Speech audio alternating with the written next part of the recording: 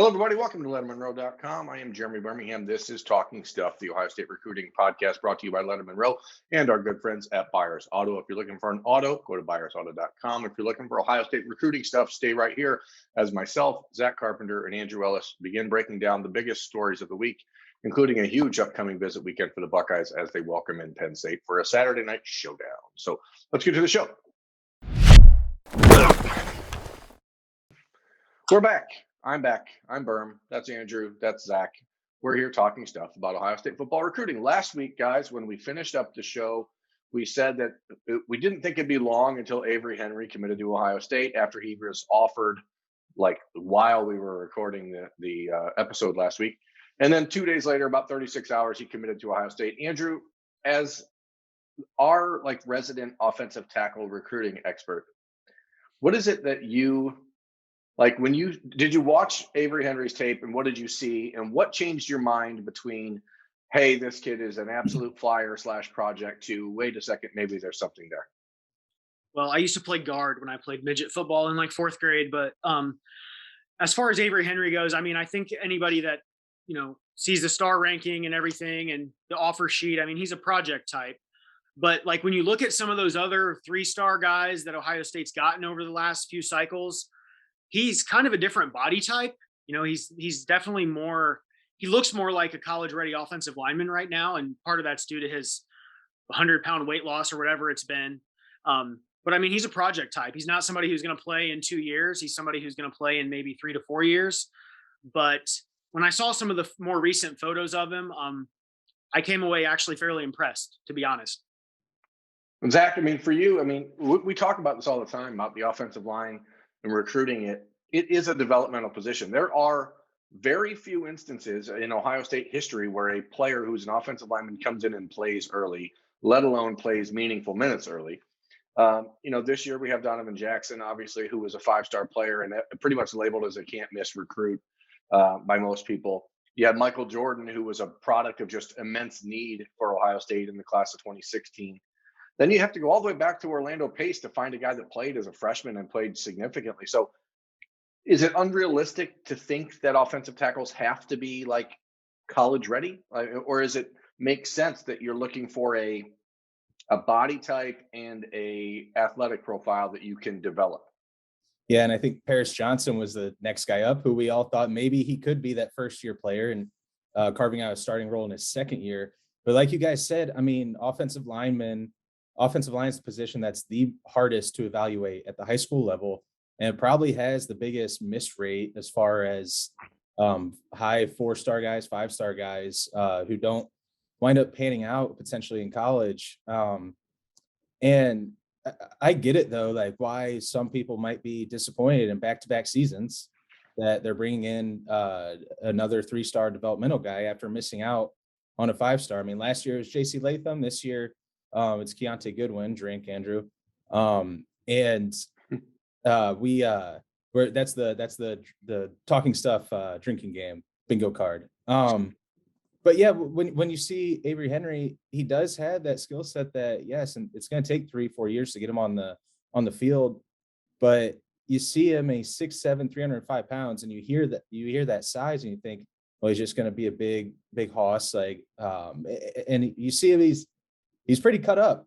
I mean, he doesn't look like that typical lineman that you would think of when looking at his size.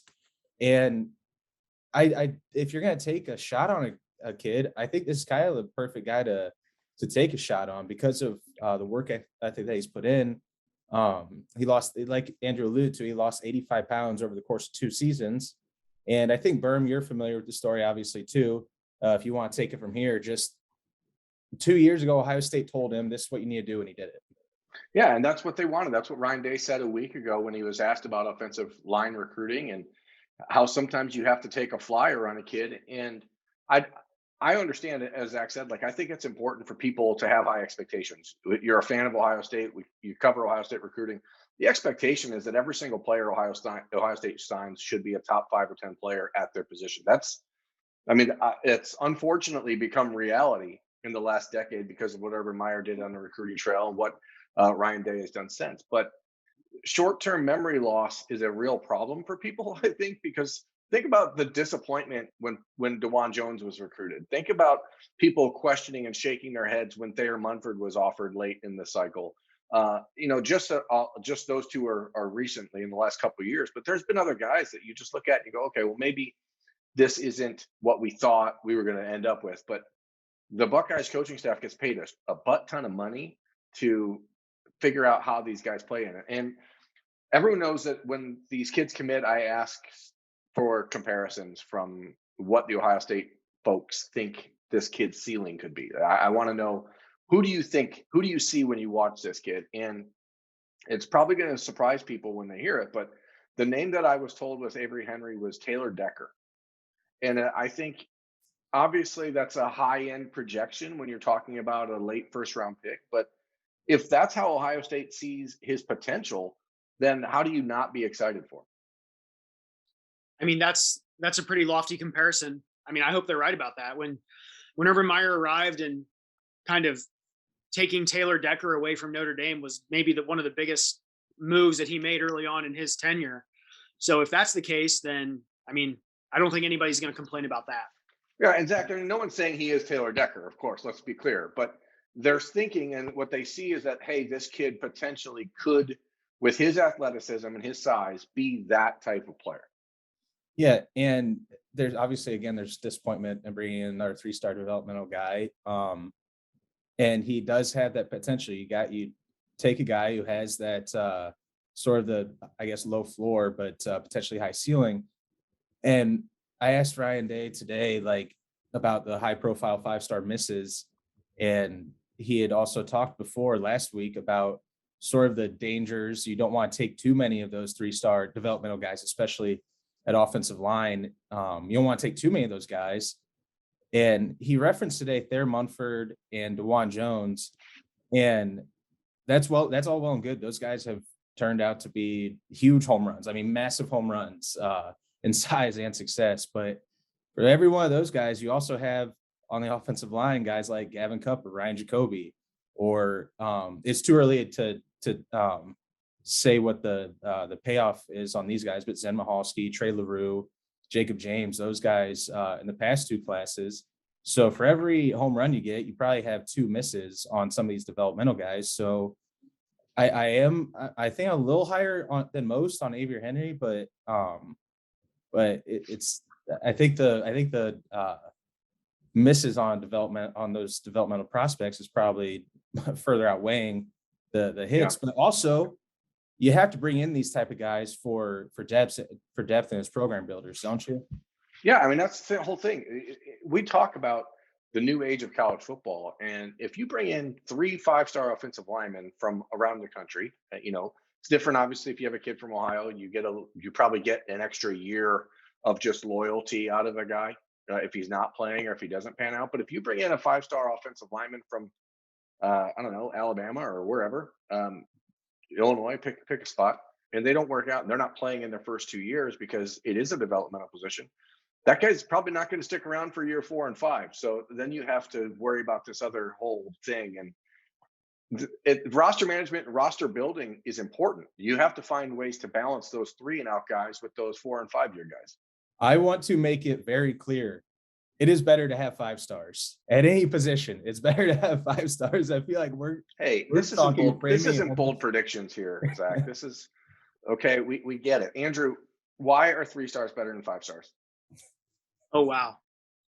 Maybe because there's the likelihood of another program trying to flip them isn't quite as high.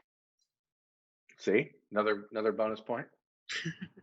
Obviously, again, this is interesting, though, because Avery Henry was committed to Iowa State. He's committed to a top 15 program in the country, committed to one of the most successful and well-liked and well-respected college coaches in the country, who saw him and identified him very early and offered him before a lot of other teams did.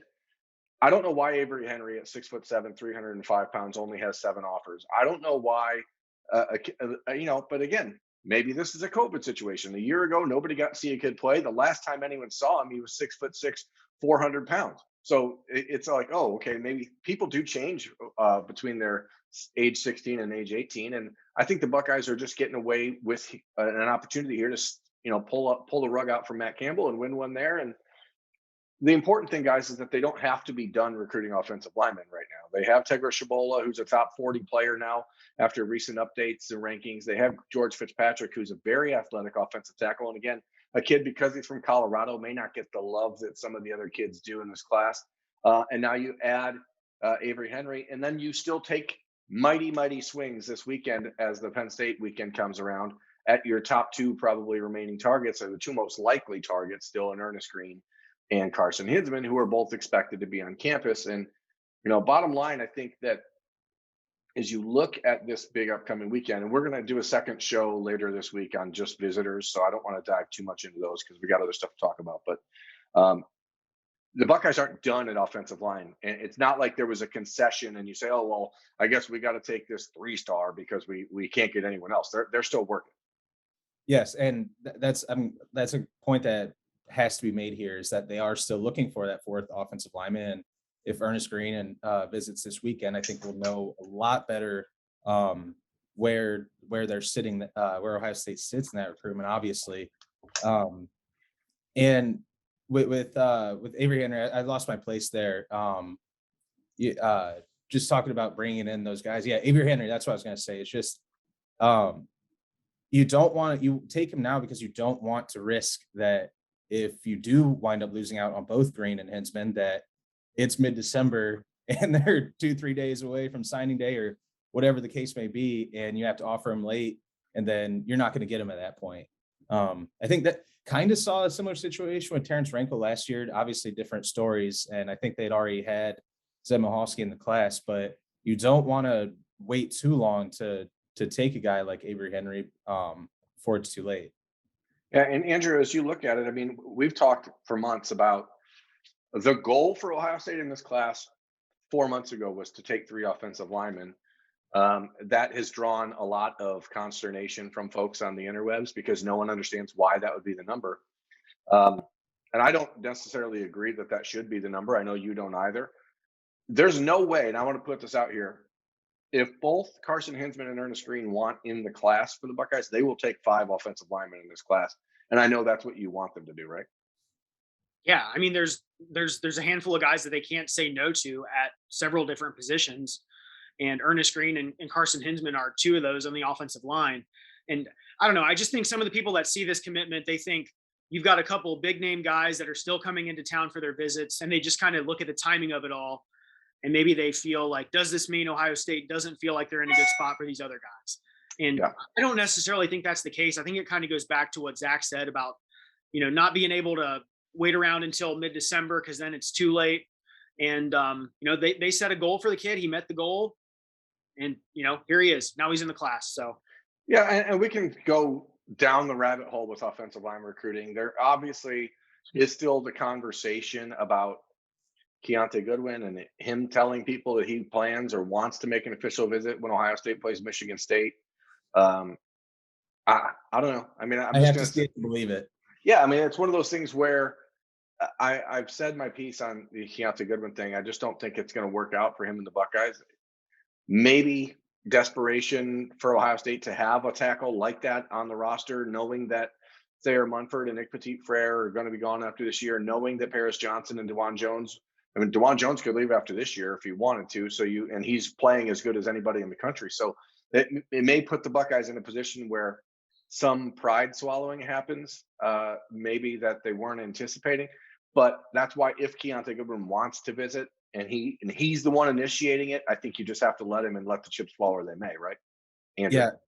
Because I know it's Keontae Goodwin, Zack. I'm sorry, we have to let him talk about it. Look at him blushing. It's like he gets off a Twitter. Yeah, I mean, it's if they let him visit, I think they're going to have the thought that if he's going to visit, he's going to end up in the class because they went through all that stuff with him not believing what they were telling him about the visits coming back up or whatever, leading up to the Kentucky commitment. And I don't know, this is the kind of guy that they've missed on so often that it's just strange that they're handling it the way they are. But at the same time, that's a whole other conversation that we could talk about. Yeah. And I want to wrap this up before I throw it to you, Zach. But I mean, you can tell me if I'm wrong. I know you spent more time with Keontae in the last couple of months than I have. My impression here is that if Ohio State is going to find a way to, as I said, swallow pride, but also then turn around and win that battle to pull a kid from Kentucky who's committed to Kentucky, the only way they win that is if Ryan Day himself goes all in on Keontae Goodwin and does a lot of the heavy lifting on his own, right? 100%. I think I believe, maybe I'm wrong, but I believe I was the first one a couple months ago to say that Keontae Goodwin is planning on taking his official visit to Ohio State. But I also followed up in the message boards with, I don't think that visit happens. I mean, I think I was giving it like a 3 out of 10 chance that it would happen, 10 being the highest, and then like a 1.5 or 2 out of 10 that he actually flips to Ohio State. And you're absolutely right. I think it would take Ryan Day being the one to push the envelope there. I think there might be it might be a bridge that's already been burned a little bit, and I kind of think that's why he hasn't taken that official visit. He visited in the summer for a couple hours, and I just don't think that was enough to sway things, obviously. And he just took an official visit to Alabama, and kind of under the impression that an Alabama official visit and a Kentucky official visit are the only ones he winds up going on at this point is what I predict. I don't see it happening with Keontae Goodwin to Ohio State. If he does come here, then if the visit goes extremely well, then maybe we start kind of changing our tune on that. But right now, I'm with you. I don't see it. Yeah, and I don't know what happens. I mean, again, there's Michigan State who says he wants to visit, Ohio State who says he wants to visit.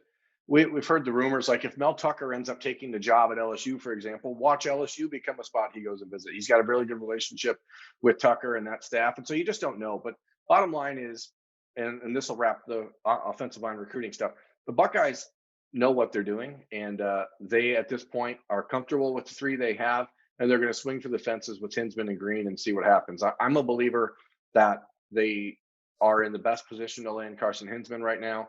And I think that as long as Ernest Green visits, and that visit is on as of Tuesday night, I don't see the Georgia push being something the Buckeyes can't overcome based on the relationships they have at St. John Bosco and the relationship they've had with Ernest Green for the last 2 years. So we'll move on from the offensive line and let's talk about the defensive line, because that is, I said we're going to do a visitor preview later in the week, but I think it's impossible to not talk about the defensive line group that's expected at Ohio State this weekend, because it's so vital to the entirety of the 2022 class. Obviously, Kenyatta Jackson committed last week. He became the first commitment in the class of 2022 on the defensive line. This weekend, as Ohio State hosts Penn State, Hero Kanu will take an official visit. Marvin Jones Jr. is expected to take an official visit.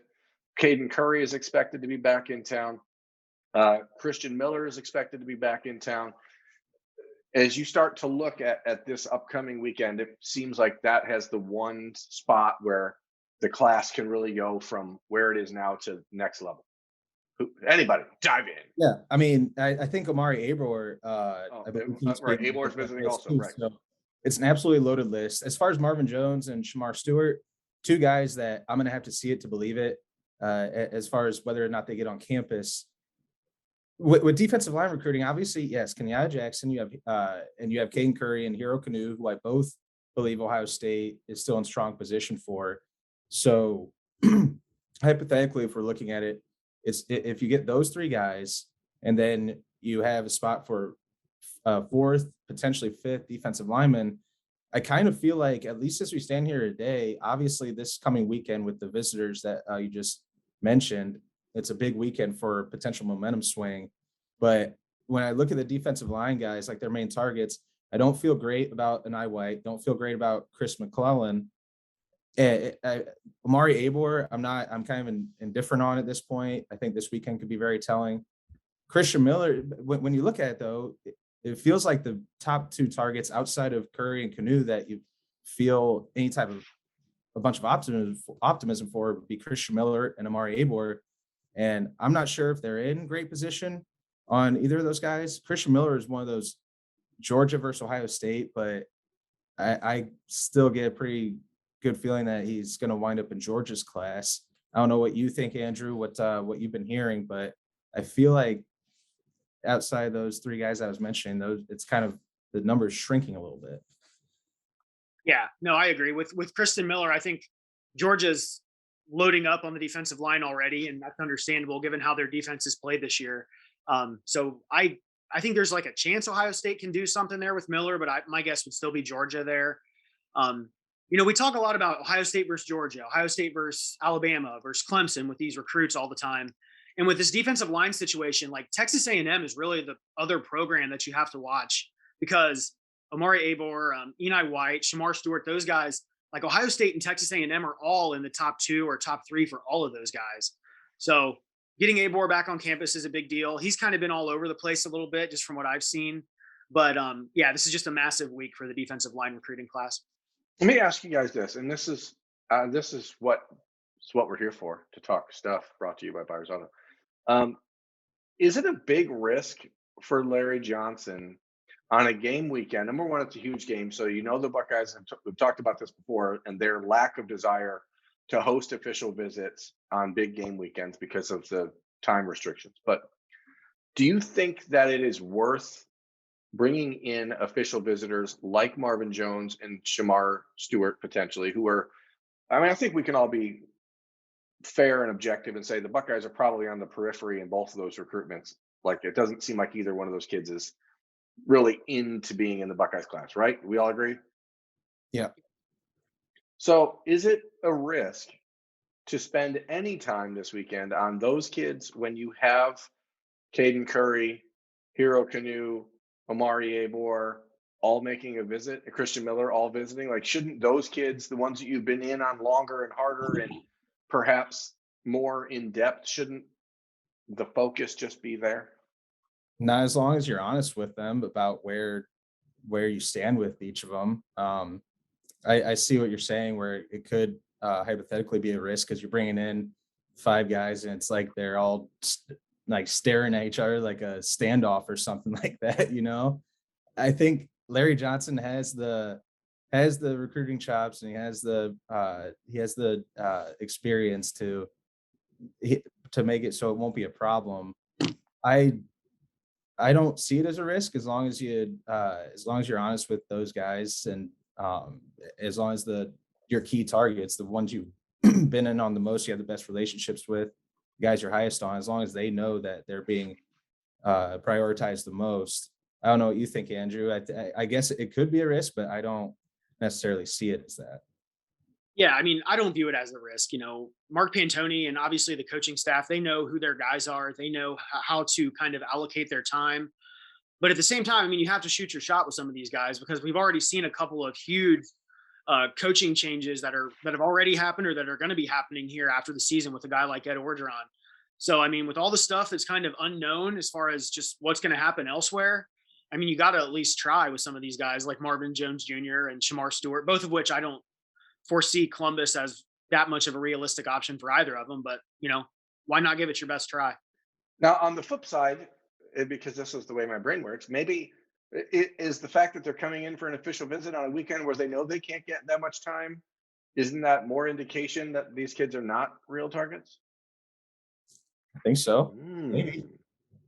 Maybe just trying to get a game experience in, right? No, I think Ohio State's not going to spend their money on the visit for these kids if they don't think that the players are good enough to play in their program.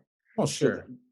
But Larry Johnson is so unique in the way he recruits that maybe he's got a much better relationship with Marvin Jones Jr. and Shamar Stewart than anyone knows about, because he doesn't, That's very possible. He was just down in Fort Lauderdale to see last week to see Marvin Jones, Shamar Stewart, and Kenyatta Jackson. So it's possible. Larry Johnson, what did I say last week? He's like a renegade where he's able to do his own thing. He's like a standalone guy because that's what he's been doing his entire Ohio State career. It feels like it's possible. It's possible. Yeah, he kind of marches to the beat of his own drum with this stuff. A lot of the times we know who the top guys are, the Jack Sawyer or the JT Tuimoloau. But I mean, it wouldn't surprise me if he's doing some kind of sneaky stuff under the radar here and maybe making a move with somebody we're not talking about so much right now. Yeah, and it just seems to be he always has that way at the end of a cycle to have a kid that pops up and you're like, oh, wait a second. Tyleek Williams. Tyleek Williams, Jaden Yeah. McKenzie. I mean, McKenzie hasn't played out that well yet, but like nobody thought there was any chance in the world Ohio State was going to get Jaden McKenzie out of North Carolina. And then all of a sudden he visits anonymously in November and signs with the Buckeyes 3 weeks later. So you just don't know with Larry. And I just think it's an interesting dynamic because you do have players that are clear cut, top of the line guys like Caden Curry and Hero Canoe making this trip. And I don't know, it's going to be interesting to watch it unfold. But bottom line, it's a really big weekend for defensive line recruiting, and we'll dive more into that throughout the week because it's not just the class of 2022. I mean, there's other guys coming from every class all over the country, and of course, like Sonny Styles will be in town. So we'll talk about those visitors. Sonny Styles is like in town all the time, right? So I guess it's not really that big of a deal if he's coming into town, but he's always in town. But you guys know what I mean. You're picking up what I'm laying down. Zach, let's take a small break, and we are going to then dive into some questions on the Lettermen Lounge message board, part of the On3 network with Lettermen Row, to, I don't know, answer some Qs. What do you say? Little Q&A action. I'm up for it. All right. Fantastic. Let's take a break. We'll hear from our sponsors, and then we'll do a little Q&A. Be right back. We're back. Thank you for your patience, everyone. Zack has pulled up the Lettermen Lounge. Go to lettermenrow.com. You can join us on those message boards for $10 for the first year. And you get access to everything we talk about on that board, all of our plus material. And of course, you can also follow us here on YouTube, as many of you do. So thank you for doing that, by the way. You should make sure you rate and subscribe to our channel here as well, so you get notified when new stuff comes up. You can just hit that little bell, and then they go ding, and then that's like, oh, they got something neat. Okay, I'm rambling. Zach, tell me the first question. And tell me, let's do it. You say the question, and then you say who you want to answer it, whether it's you, Andrew, or myself. I can have you both do it at the same exact time and really make some people upset. If you want, I don't think that would work. No, they're already mad enough about you guys wearing hats backwards. Are they a little Colin Coward action? Yeah, I mean, Austin caught the runt of that 2 years ago, and he was like, Whatever. I look good in a backwards hat. Don't knock it. I just don't have any hair, so that's pretty much why I do it. Mine's already starting to thin out, so that's double. I didn't want to admit it. All right, question time from BRXLZ_freak. There we go. Buckeye related. Will the Buckeyes have any signing day drama, or do you feel good about all of the guys that have currently verbally committed? Berm, go. There is so much potential drama in this year's cycle because it seems like more kids than ever are just visiting wherever they want to, whenever they want to. And I don't know if it's because of COVID and all these kids who missed an opportunity to make visits last year, but even just the guys that you feel like are going to be entirely locked in, the Dallin Haydens of the world, the Ryan Turners of the world, these kids have all made visits to their hometown schools. Dallin Hayden made a visit to Tennessee. He's fine. There's no worry. Ryan Turner went to Florida and Miami. You don't know what's going on in a lot of these recruitments. Terrence Brooks visiting Texas. All these kids are making visits to their hometown schools, and it does feel a little bit precarious, but this is where you have to, as an Ohio State fan, ask yourself, who has a better situation than Ohio State for 99% of these kids in the country? And the answer is no one. And that's why I think it's worth it for kids to take looks around, but I'm not entirely worried about drama as far as from the Ohio State side of things. Andrew, do you have an answer? Do you have a rebuttal? I think there's going to be some drama. I mean, I don't know. I don't have any specifics, but I think there's always, again, coaching changes, all that kind of stuff. Not at Ohio State necessarily, but elsewhere. There'll be some drama. Yeah, but drama doesn't always mean like negative. I mean, Exactly. There could be surprises. I mean, you don't know what happens. If you watched the Penn State press conference on Tuesday afternoon, it seems pretty clear that James Franklin his head is somewhere else, and I don't know exactly where it is, but I think that a lot of people are beginning to take real stock in the thought that he could end up somewhere other than Happy Valley next season. And if that happens, oh boy, there's drama coming. Anyway, next question. Yeah, I won't ask this one because there's like three, and you just hit on it. There's like three questions about Drew Aller and the James Franklin situation and all that. So kind of a wait and see there on what plays out there. Rapid fire, Andrew first. Best guess on how the O-line and D-line classes finish, which we kind of just hit on a second ago. Oh, wow. For offensive line, I will say Carson Hinsman. I would have him as in. I don't feel like totally confident on that, but I'm going to put him as in right now. And let's just say Ernest Green too. I mean, they're both expected in town this week, and Ohio State can make up some ground on Georgia. So if you add those two to the offensive line, that would give you 5, I guess. That's a high number, but those are guys you can't turn down. Defensive line, they have one in the fold right now with Kenyatta Jackson. I think Hero Kanu is going to be in.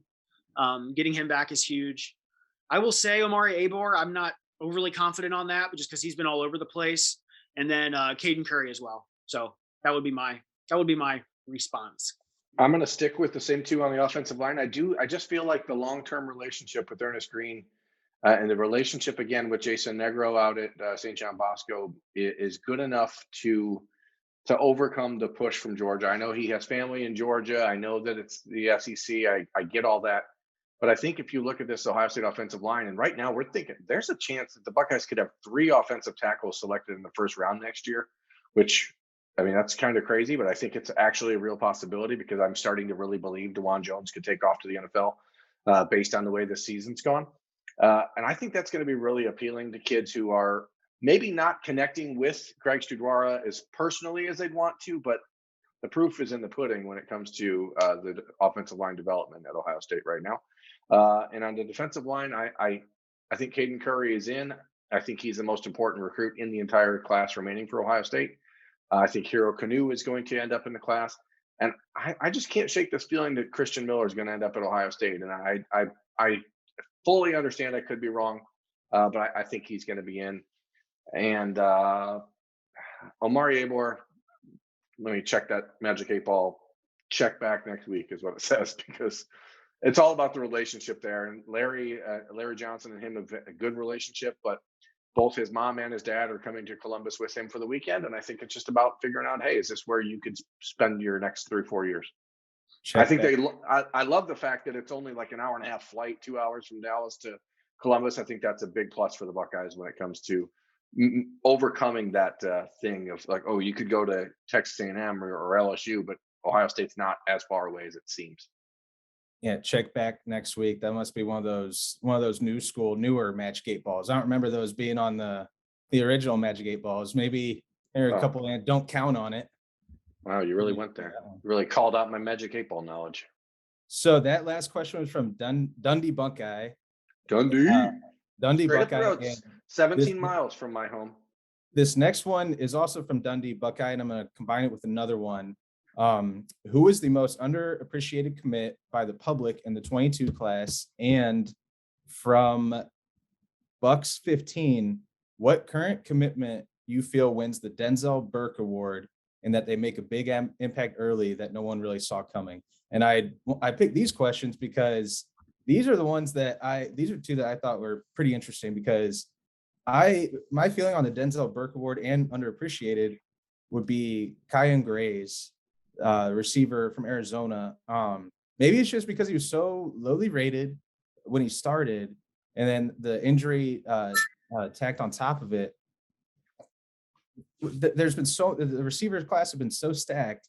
I feel like he's a little bit underappreciated, and I think he's going to have a fantastic Ohio State career. I mean, obviously the Chris Olave comparisons that we talked about ad nauseum over and over.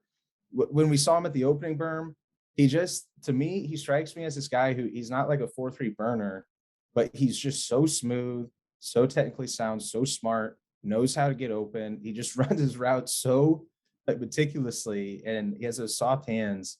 I think he's going to be a 2-year starter at Ohio State. I think he's going to wind up down the road as being Ohio State fans are going to know him as whatever quarterback is his quarterback, the 2 years that he starts, he's going to be his quarterback's favorite target because he's going to be the most reliable. That's my opinion on him. Maybe there's a couple other guys that you guys think underappreciated or wins the Denzel Burke Award. Andrew? Yeah, I mean, my pick would be Kai Stokes. You know, he's I think he received a number of SEC offers, Alabama being one right before he committed to Ohio State. That was one of those weird commitments that kind of came out of the blue. I think he was a 3-star. He might be a 4-star in the composite rankings now, but safety corner can kind of play anywhere in the secondary. So in a class where there aren't many lower rated guys, and I would kind of put him in that tier, he's probably the one that stands out the most to me as somebody we're not talking about enough. To me, it's probably Bennett Christian, and I don't know why. Again, he's like the number 7 ranked tight end in the country. He's 6'6", he's 240 pounds. He plays in an extremely run heavy offense right now, and so I think that keeps him from getting some of the national pub as a pass catcher, as a tight end. But the Buckeyes tight end situation after this season is very bizarre, and I think that as a tight end who's actually played tight end, where Cade Stover, G. Scott, all these other guys haven't, I think that he has an opportunity to come in and be physically ready to play, more so than a kid like Sam Hart did when he came to Ohio State this season. He wasn't really physically ready, and Joe Royer's had some injury issues. So I think that the Bennett is probably one for me. And beyond that, I guess I'm going to go with Jair Brown. I think that, the Buckeyes have shown that they really like having that slot corner type. And if we're talking about the Denzel Burke Award, I think a kid like Jair, who's a real physical interior inside cornerback, can make that difference. We got time for one more question, Zach, before we're going to bounce. What is it? Yep. And real quick, Bennett Christian was the other guy I had written down for all the reasons you said. I really think you can make an impact as that blocking tight end. I think, yeah, exactly. Hit on the money there. Gonna ask two of these guys' question combined into one. He put us down. He put 8 questions down. So feel remiss not to ask a couple. Of these, this is from FCW. Of these uncommitted guys visiting this weekend in 2022, who is the one guy OSU wants above all, and the most likely visitor to commit this weekend or within 7 days afterward? Caden Curry. I'm just going to say that for everything. That's just my belief. Yeah, he's my pick as far as the one that Ohio State wants the most. I mean, we had him number 1 on our list back when we did that, and nothing has changed. Do you guys think it's the same one for both? He would be the most likely visitor to commit within 7 days after this visit? Because with Caden Curry, I know he still has that Alabama official visit set up for next weekend when they play LSU. He said before that he wants to wait until his team's playoffs are over before kind of focusing on recruiting and like kind of put the spotlight on him. So we have Xavier Wampa, who's December 8th decision date. Zion Branch has an Alabama visit for that same LSU game coming up. Those are 3 of the biggest ones. Hero Canoe. So yeah, Curry would not be my pick for that. My pick for that would be Carson Hinsman. Seems like he's trying to narrow that down between Ohio State and Wisconsin. If he's there, that'd be my pick. You're right. You're smart. Andrew Smart. Follow him. Teddy Heisman on Twitter. Zack Carpenter, Jeremy Birmingham. This has been Talking Stuff. Thanks for watching.